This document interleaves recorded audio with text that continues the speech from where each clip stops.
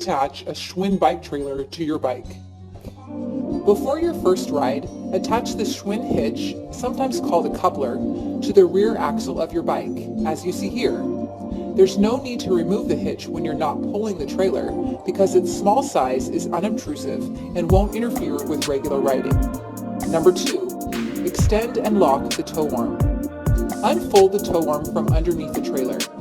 To lock the tow arm in place, insert the retaining pin through the holes and secure the clasp on the other side.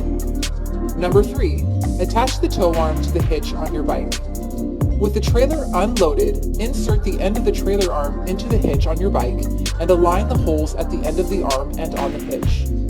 Once the holes are aligned, push the retaining pin through and secure the clasp underneath. As an additional safety measure, wrap the nylon strap around the frame of your bike and secure it to the tow arm by clipping it to the D-ring.